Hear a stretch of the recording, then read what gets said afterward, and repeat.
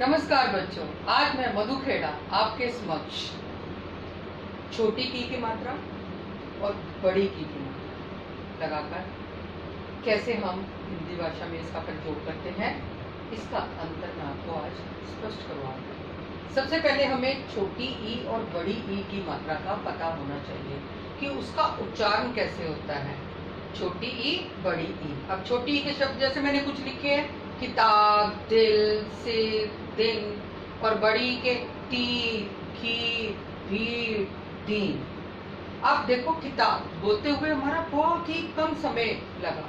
जब कम समय लगता है तो इसमें तब छोटी ई की मात्रा, और जब लंबा बड़ा उससे बढ़कर समय लगता है, तीर, खीर, लंबा समय लग रहा है तो बड़ी ई की मात्रा आती है। जैसे दिन, दिन।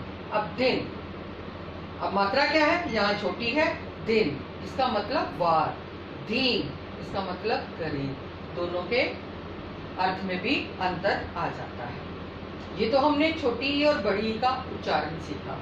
अब हम बताएंगे कि का को छोटी ई की मात्रा कब हमने लगानी है और का को बड़ी ई की मात्रा कब लगानी है, उसके बारे में। तो सबसे पहले क को छोटी ई की मात्रा हम कैसे लगाएंगे। वाक्यों को जोड़ने के लिए जब हम एक वाक्य दूसरे वाक्य के साथ जोड़ते हैं तो हम का को छोटी ई की मात्रा लगाते हैं। कैसे, देखो, उसने कहा कि वह बाजार जा रहा है। अब ये वाक्य उसने कहा, क्या कहा, वह बाजार जा रहा है, तो इसका ये वाक्य इस वाक्यों के साथ जुड़ रहा है तो हमने यहाँ पर का को छोटी ई की मात्रा लगाई। बोलने में भी जैसे मैंने उच्चारण बताया है, बोलने में भी वो छोटी ही आवाज आती है। वह घर से निकला ही था कि बारिश आ गई। अब यहाँ पर भी वह घर से निकला ही था, पहला वाक्य।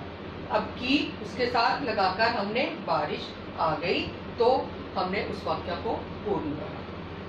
छोटी की, का को छोटी की मात्रा लगाकर। एक इसमें और बात भी है जो आप बड़े ध्यान से इस बात का ध्यान रखना।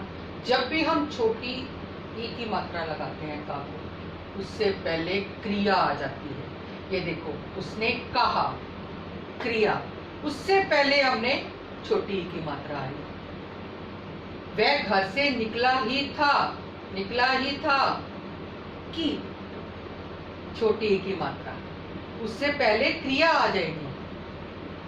तो हमें इस बात का भी ध्यान रखता है कि जब उससे पहले क्रिया आएगी तो हमने छोटी ई की मात्रा के साथ को लगाना है। क्योंकि, ताकि, बल्कि आदि बहुत सारे ऐसे शब्द हैं जिनका जब हम एक वाक्य को दूसरे वाक्य के साथ जोड़ते हैं, इन शब्दों का भी प्रयोग करते हैं। इनमें भी देखो छोटी ई की ही मात्रा का को लगी हुई है। सबसे पहले दो वाक्यों को जोड़ता है, और जब भी हम छोटी ई लगाते हैं तो उससे पहले क्रिया आ जाती है। क्रिया आपको आएगी उससे पहले, तो हमने छोटी ई की मात्रा लगानी है का।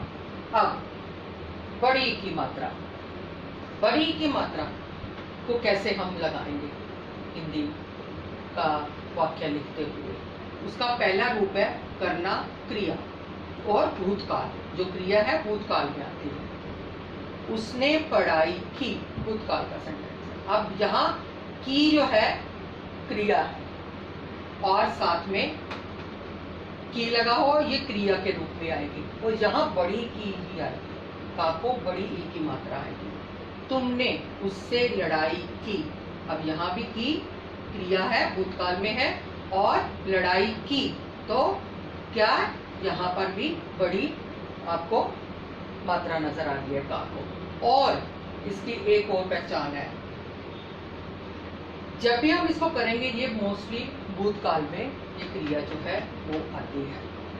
अब इसका एक दूसरा रूप और है, का को बड़ी ई की मात्रा कहाँ लगानी है। संबंध कारक, आपने कारक पढ़ा है, मैं आपको पहले पढ़ा चुकी हूँ। उसमें एक उसका आता है ये संबंध कारक। संबंध में ना किसी एक वाक्य का दूसरे वाक्य के साथ संबंध होना। जब वाक्य में एक दूसरे के साथ संबंध बनाने के लिए हम की का प्रयोग करते हैं तो उसमें का के की, उसके जो चिन्ह है का के की, परंतु की स्त्रीलिंग और वाक्य में आपको स्त्रीलिंग का बोध होगा, तो वहां पर हमने का को बड़ी ई की मात्रा लगानी है। राम की किताब हो गई, इसमें राम का किताब के साथ संबंध है। सबसे पहले तो संबंध कारक हो गया और किताब हो गई की हमने बड़ी ई की मात्रा के साथ लगाई। एक और बात भी मैं आपको बताती हूँ, अब दूसरा सेंटेंस भी देख लीजिए। दीपू की बहन दिल्ली गई। अब दीपू का बहन के साथ संबंध है कि वह दिल्ली गई, तब भी हमने बड़ी ई की मात्रा लगाई, संबंध कारक। हिंदी भाषा की लिपि देवनागरी है और यहाँ पर भी हिंदी भाषा का देवनागरी लिपि के साथ संबंध है, तो हमने यहाँ पर भी बड़ी ई की मात्रा लगाई। एक इसमें और चीज भी है, जब भी हम बड़ी की लगाएंगे, का को बड़ी मात्रा लगाएंगे का को, तो उससे पहले संज्ञा जरूर आएगी। राम, दीपू, हिंदी भाषा सब संज्ञा है, उसके साथ संबंध कारक और साथ में आपका क्या संबंध होगा दूसरी चीज के साथ, और उसके पहले संज्ञा भी आएगी, ये भी पहचान है, और ये संबंध कारक के रूप में, और केवल स्त्रीलिंग वाक्य का बोध होगा उसमें। किताब स्त्रीलिंग है, बहन स्त्रीलिंग है, लिपि स्त्रीलिंग, इसका एक का संबंध दूसरे के साथ जो है वाक्य को स्पष्ट करते हुए वो स्त्रीलिंग बताता है। अब हम दोनों की का प्रयोग भी कैसे करेंगे, छोटी मात्रा के साथ और बड़ी मात्रा के साथ उसका प्रयोग कैसे करेंगे। नंबर 1, ये रोहन की किताब है और मुझे मालूम है कि तुम लेना चाहते हो। अब यहाँ पर रोहन का किताब के साथ संबंध है, ठीक है, तो हमने कहा संबंध कारक, इसलिए का को बड़ी की मात्रा आ गई। और एक बात मैंने यहाँ पर बताई थी कि जब भी बड़ी मात्रा लगेगी संबंध कारक है और साथ में पहले ही उसकी के संज्ञा आ जाएगी। अब रोहन क्या है, संज्ञा है। और मुझे मालूम है कि, अब मालूम है कि ये क्या है, क्रिया है, क्रिया के आते ही छोटी की का को छोटी मात्रा आ गई। दोनों सेंटेंस में है, इसमें संबंध कारक आ गया आपका और इसमें क्रिया के साथ आप देखो छोटी मात्रा लगी है का को। अब एक और वाक्य है जिसमें दोनों एक जैसे हैं। उसने माता पिता की बहुत सेवा की।